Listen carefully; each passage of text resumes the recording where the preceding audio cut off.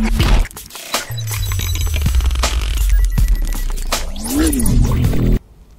teman-teman, di saat ini saya akan menjelaskan tentang suatu sistem operasi, yaitu tentang penjadwalan proses. Dan di dalam penjadwalan proses ini ada strategi penjadwalan yang akan saya jelaskan, yaitu tentang primitif dan non-primitif. Dan ada beberapa contoh yang akan saya jelaskan di sini. Ya, kita langsung saja. Sebelum kita masuk pada penjelasan dan contoh daripada primitif dan non-primitif, di sini saya akan menjelaskan tentang penjadwalan sendiri. Penjadwalan merupakan kumpulan kebijaksanaan dan mekanisme di sistem operasi yang berkaitan dengan urutan kerja yang dilakukan sistem komputer. Kemudian penjadwalan bertugas memutuskan proses yang harus berjalan dan kapan atau berapa lama proses itu berjalan. Selanjutnya ada tipe-tipe penjadwalan. Di sini ada tipe penjadwalan jangka pendek, yaitu menjadwalkan alokasi pemroses di antara proses-proses ready di memori utama. Sedangkan untuk menjadwal jangka menengah, yaitu aktivitas pemindahan proses yang tertunda dari memori utama ke memori sekunder atau swapping, kemudian ke tersedia ruangan untuk proses lain. Selanjutnya untuk tipe penjadwal jangka panjang, di mana ada empat penjadwal jangka panjang. Yang pertama, bekerja terhadap antrian batch dan memilih batch berikutnya yang harus dieksekusi. Kemudian batch biasanya adalah proses-proses dengan penggunaan sumber daya yang intensif, atau yaitu waktu pemroses, memori, perangkat masukan atau keluaran. Kemudian program-program ini berprioritas rendah digunakan sebagai pengisi atau agar pemroses sibuk selama periode aktivitas job-job interaktif terendah. Kemudian sasaran utama penjadwal jangka panjang adalah memberi keseimbangan job-job campuran. Ya, selanjutnya adalah strategi penjadwalan. Ya, kita akan masuk dalam strategi penjadwalan tentang penjadwalan non-primitif dan primitif. Di mana penjadwalan non-primitif yaitu proses yang sedang berjalan tidak dapat disela. Selanjutnya, sekali proses berada di status running atau sedang berjalan, maka proses tersebut akan dieksekusi terus sampai proses berhenti karena selesai atau diblok untuk menunggu input atau output atau untuk meminta beberapa layanan dari sistem operasi, dan CPU tidak dapat diambil alih oleh proses yang lain. Ini adalah strategi dari penjadwalan non-primitif. Sedangkan strategi untuk penjadwalan primitif yaitu proses yang sedang berjalan dapat diinterupsi dan dipindah ke status ready oleh sistem operasi sehingga CPU dapat diambil alih proses yang lain. Ini adalah strategi penjadwalan dari penjadwalan primitif. Selanjutnya kita akan masuk dalam algoritma penjadwalan. Di sini ada 4 algoritma penjadwalan yang saya ambil dan saya akan menjelaskan tentang keempat algoritma penjadwalan ini, dan saya akan memberikan contoh dari yang pertama yaitu FIFO, yang kedua SJF, yang ketiga RR, yang keempat PS. Ya, di sini langsung saja kita akan lihat apa itu penjadwalan FIFO. Penjadwalan FIFO ini adalah penjadwalan non-primitif dan tidak berprioritas. Kemudian proses-proses diberi jatah waktu pemroses berdasarkan waktu kedatangan. Proses yang datang terlebih dahulu juga dilayani terlebih dahulu. Selanjutnya, saat proses mendapat jatah waktu pemroses, proses dijalankan sampai dengan selesai. Kemudian, job lama membuat job pendek menunggu, dan job tidak penting membuat job penting menunggu. Ini adalah penjadwalan FIFO. Kemudian kita akan lihat contoh daripada penjadwalan FIFO.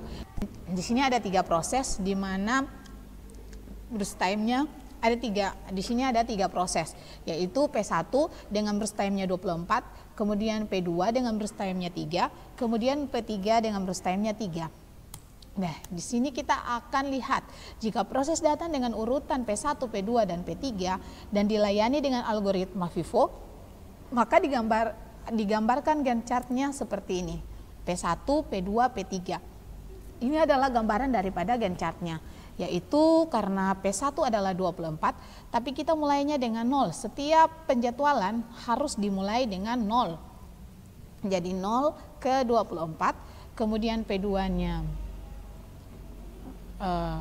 untuk burst time P2 waktu burst time-nya 3, maka 24 ditambah 3 sama dengan 27, dan untuk burst time daripada P3 yaitu 3, maka 27 ditambah dengan 3 sama dengan 30. Jadi waktu tunggu P1 sama dengan 0 milidetik, dan P2 sama dengan 24, dan P3 sama dengan 27. Dan rata-rata waktu tunggu atau AWT yaitu 0 ditambah 24 ditambah 27, karena P1 adalah 0 dan P2 adalah 24 dan P3 adalah 27, dibagi dengan 3. Dibagi dengan 3 ini, yaitu 3 ini adalah jumlah daripada proses. Ada 3 proses, jadi dibagi dengan 3 sama dengan 17 milidetik. Ya. Kemudian jika waktu kedatangan proses adalah P3, P2, dan P1, kebalikan, maka Gantt chart-nya adalah, kita akan gambarkan seperti ini. P3, P2, P1, di mana tadi burst time daripada P3 adalah 3, jadi kita gambarkan seperti ini, dan P2 adalah 3, jadi 3 ditambah 3 sama dengan 6, dan P1 adalah 24, jadi 6 ditambah dengan 24 sama dengan 30. Dan untuk menentukan AWT-nya yaitu sama dengan 0 ditambah 3 ditambah 6, yaitu P3-nya 0, P2-nya 3, dan P1-nya sama dengan 6 dibagi dengan 3. 3 ini adalah jumlah proses sama dengan 3 milidetik. Selanjutnya kita akan masuk pada penjadwalan SJF. Penjadwalan SJF ini asumsinya waktu jalan proses sampai selesai sudah diketahui sebelumnya. Selanjutnya menjadwalkan proses dengan waktu terpendek lebih dulu sampai selesai. Jadi di sini prosesnya ini waktu terpendek yang lebih dulu sampai dengan selesai, baru kita proses ke waktu selanjutnya untuk menjadwalkan proses selanjutnya. Ya, kita akan lihat contoh daripada SJF. Ya. Ini adalah contoh daripada SJF, di mana di sini ada 4 proses, P1 dengan burst time-nya 6, P2 dengan burst time-nya 8, P3 dengan burst time-nya 7, dan P4 dengan burst time-nya 3. Jadi kalau kita mau menggambarkan Gantt chart-nya dengan proses penjadwalan SJF, maka waktu yang lebih kecil yang akan kita jadwalkan lebih dahulu. Jadi ini adalah gambar daripada Gantt chart-nya, di mana P4 kita mulai, karena di sini burst time yang paling kecil adalah P4, tetapi sebelumnya kita harus mulai dengan semua proses penjadwalan harus dimulai dengan 0. Jadi 0, kemudian ditambah 3 adalah kemudian habis P4, jadi nilai waktu tunggunya yaitu, ini adalah gambar Gantt chart-nya, dan nilai waktu tunggunya sama dengan P1 sama dengan 3, kemudian milidetik, P2 sama dengan 16 milidetik, P3 sama dengan 9 milidetik, P4 sama dengan 0 milidetik. Kemudian untuk AWT-nya sama dengan 3 ditambah 16 ditambah 9 ditambah 0 sama dengan, dibagi dengan 4. 4 ini adalah proses, jumlah proses, sama dengan 7 milidetik. Selanjutnya kita akan masuk pada penjadwalan round robin atau RR. Penjadwalan round robin atau RR adalah penjadwalan primitif dan tanpa prioritas. Jadi yang tadi tentang penjadwalan FIFO dan SJF itu adalah penjadwalan non primitif. Jadi di sini saya akan menjelaskan dan memberikan contoh tentang penjadwalan primitif. Yang pertama itu penjadwalan round robin atau RR, penjadwalan primitif dan tanpa prioritas. Kemudian penjadwalan round robin ini semua proses dianggap penting dan diberi sejumlah waktu pemroses yang disebut kuanta atau kuantum atau time slides, di mana proses itu berjalan. Kemudian ketentuan algoritma RR ini, yang pertama jika kuantum habis dan proses belum selesai, maka proses menjadi runnable dan pemroses dialihkan ke proses lain.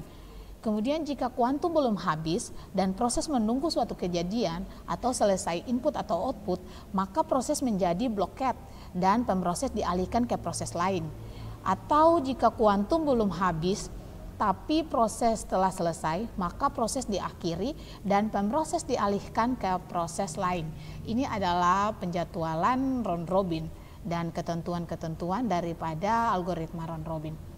Ya, kita akan masuk langsung pada contoh penjadwalan round robin.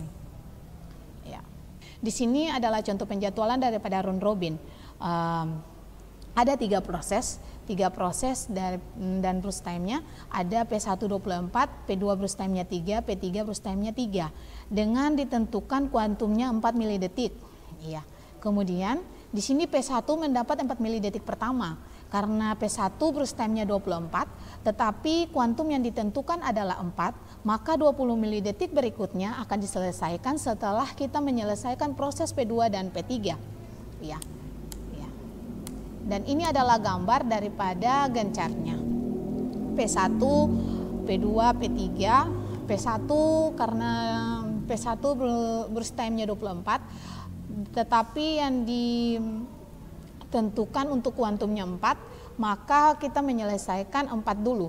Nanti 20-nya kita selesaikan pada saat kita sudah menyelesaikan proses daripada P2 dan P3. Maka gencatnya akan digambarkan seperti ini. P1 ini 0, P2-nya 4, P3-nya karena P2 untuk burst time-nya 3, maka 4 tambah 3 7. Kemudian untuk P3-nya kemudian 7, itu ditambah untuk P3-nya burst time-nya 3, maka 7 ditambah 3 sama dengan 10. Ini adalah gambar daripada Gantt chart-nya. Di sini P1, P2, P3. Kemudian karena P1 burst time-nya 24 tapi kuantumnya ditentukan hanya 4 karena 24, jadi 24 dikurang 4 sama dengan, jadi kita taruh 4 dan 20-nya untuk proses 20-nya dari P1 kita selesaikan setelah kita selesaikan P2 dan P3. Ya, ini ada pada contoh, ada gambarnya pada Gantt chart ini.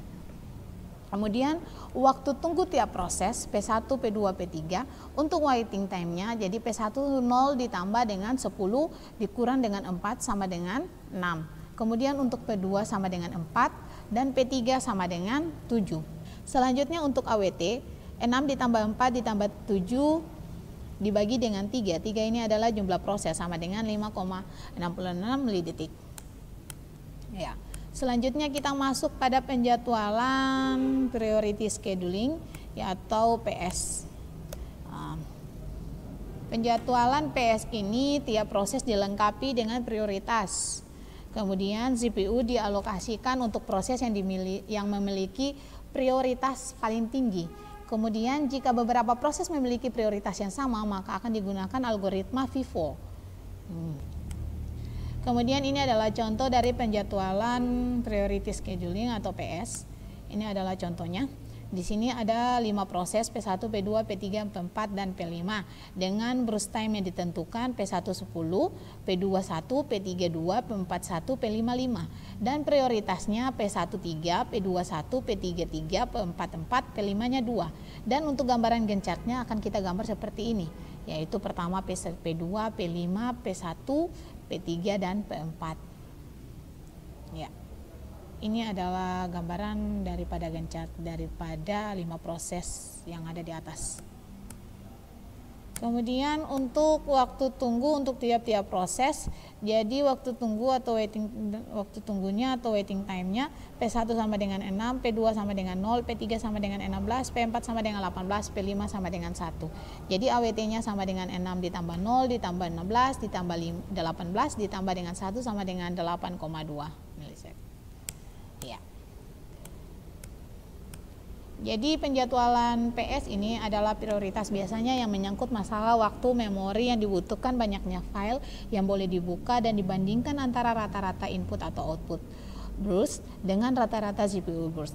Kemudian priority scheduling bersifat primitif atau non-primitif. Jika ada proses P1 yang datang pada saat P0 sedang berjalan, maka akan dilihat prioritas yaitu P1.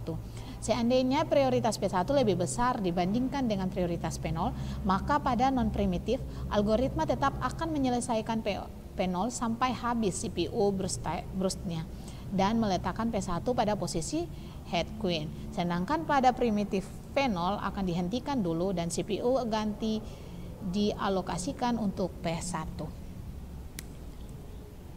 Oke. Sekian dari saya tentang penjelasan sistem operasi, yaitu tentang penjadwalan proses.